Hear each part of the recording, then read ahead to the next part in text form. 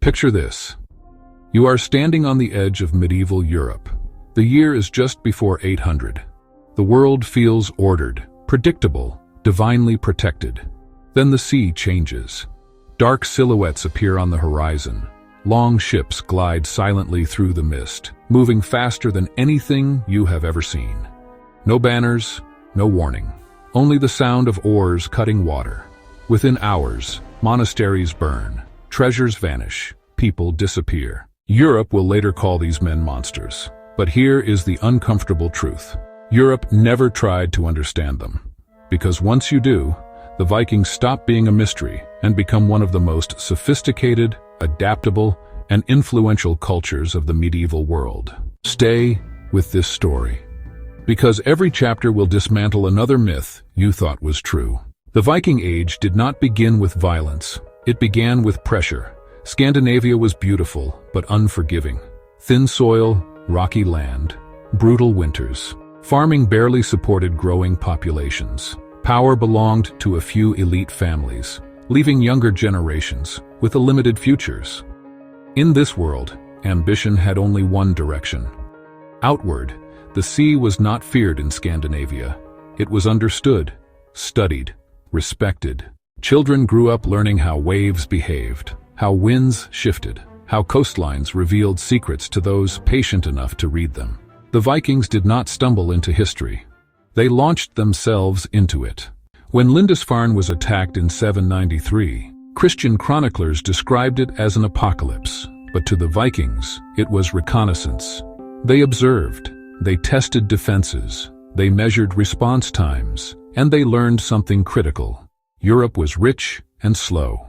That realization would echo for centuries. Raids multiplied, coasts became frontiers of fear, rivers turned into invasion routes.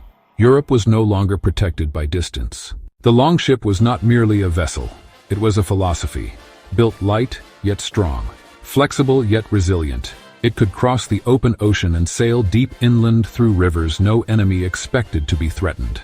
A Viking force could appear hundreds of kilometers from the coast and vanish just as quickly. This mobility shattered medieval military logic. Castles meant nothing if attackers arrived behind them. The Vikings didn't fight wars. They rewrote how wars worked. Vikings did not raid blindly. They calculated risk with chilling precision. They attacked when kingdoms were divided, when rulers were weak, when internal conflict had already softened defenses. Violence was a tool, not an obsession. In fact, many Vikings never raided at all. They farmed. They traded. They negotiated. The image of constant bloodlust was largely a creation of those who suffered at their hands and never saw the full picture. By the 9th century, Vikings stood at the center of one of the largest trade networks on Earth.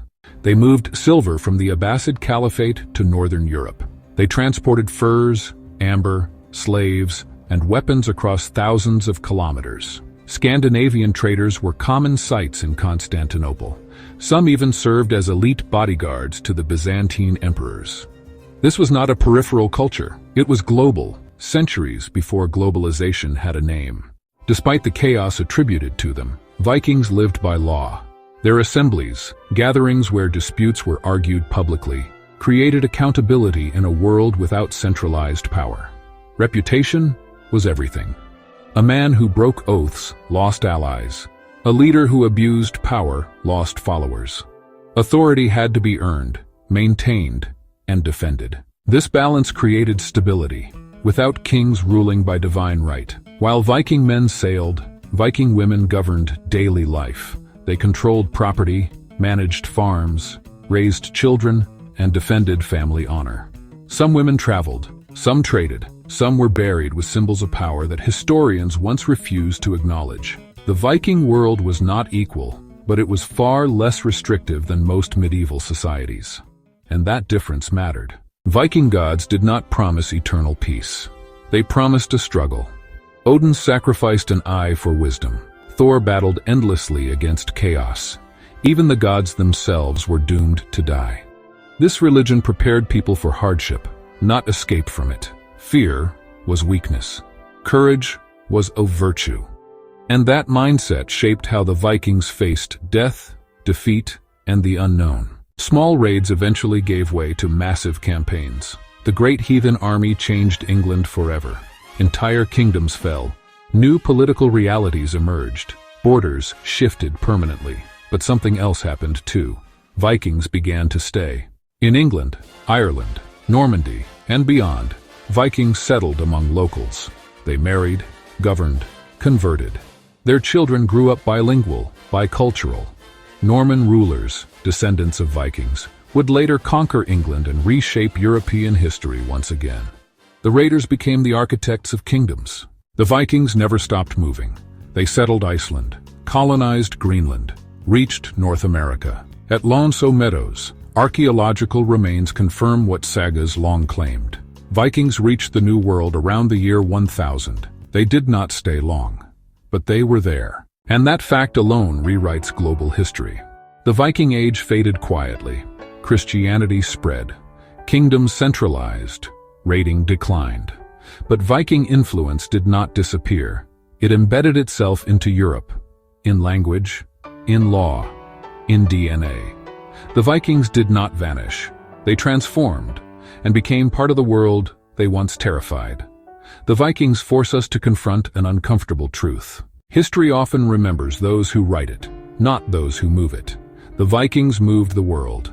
They challenged borders, beliefs, and assumptions. And they remind us that civilization does not always wear crowns or build empires. Sometimes it sails. The Vikings were not monsters. They were not heroes. They were human, shaped by necessity, ambition, and belief. And their legacy still flows through the modern world.